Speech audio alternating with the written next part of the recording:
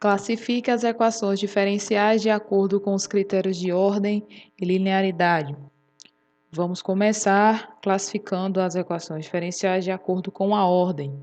Lembrando que a ordem de uma equação diferencial é definida pela ordem da mais alta derivada que aparece na equação.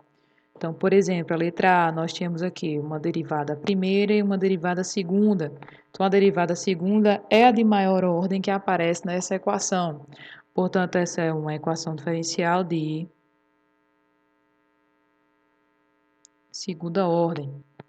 Também na B, temos aqui a derivada primeira e a derivada segunda. Então, essa vai ser a equação diferencial de segunda ordem. Na letra C, nós temos aqui que a maior derivada, a derivada de maior ordem é a quarta derivada. Então, temos aqui que essa é a equação diferencial de quarta ordem. Na letra D, temos apenas a derivada primeira aparecendo. Então, temos aqui uma equação diferencial de primeira ordem. E na letra E, por último, temos aqui uma equação diferencial de segunda ordem.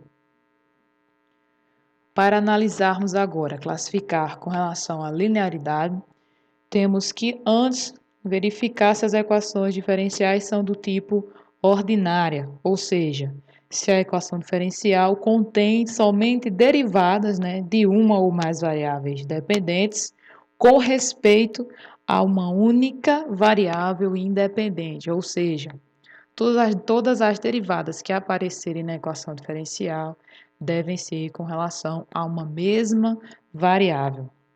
Então, dito isso, observem que todas as nossas equações aqui, elas são ordinárias, porque são com respeito a uma única variável independente. Então, são equações diferenciais ordinárias ou simplesmente EDO. Para analisarmos a linearidade, podemos comparar as nossas equações aqui com essa que eu vou explanar aqui embaixo.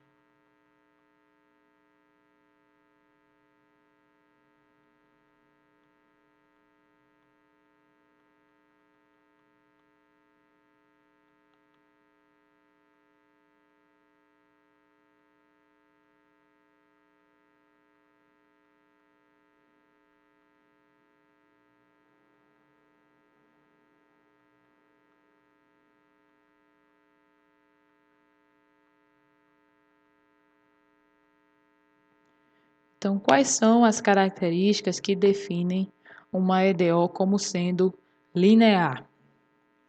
Primeiramente, todas as derivadas que aparecerem na equação diferencial, incluindo o termo y, tem que estar elevado a 1.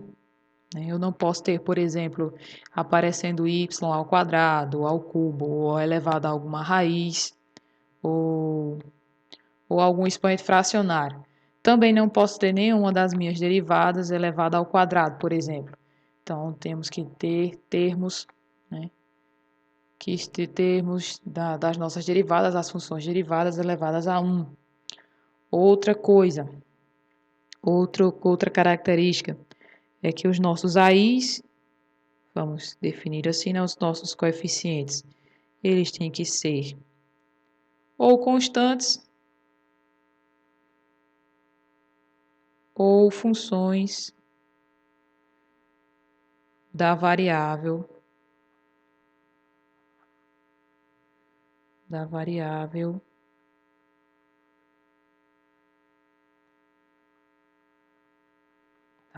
independente, E a nossa função aqui que aparece depois da igualdade também tem que ser ou um valor constante ou função da variável independente. Então, dito isso, vamos analisar a linearidade das nossas equações aqui. Então, se observarmos a A, ela satisfaz os três critérios. Nós temos as derivadas elevado apenas a 1, ou a nossa variável dependente também está elevado a 1. Os nossos coeficientes ou são funções da variável independente ou são constantes, e a nossa função pós-igualdade também é uma função da variável independente. Então, essa é uma equação diferencial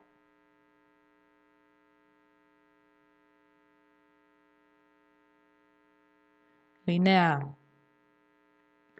Na letra B, nós temos um dos três critérios da equação linear não satisfeitos. Nós temos aqui um coeficiente, né, um dos nossos AIs, como sendo função da variável dependente. Então, ela não é linear.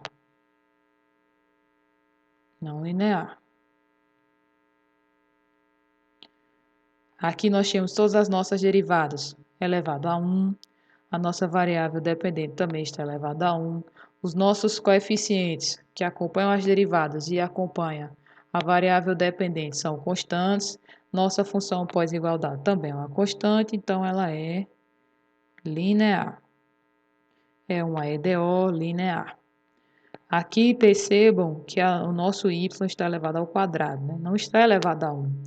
Então, ela é uma EDO não linear. E por último, na nossa equação diferencial da letra E, aparece aqui uma função que é função da variável independente e da variável dependente. Então, ela é uma EDO não linear.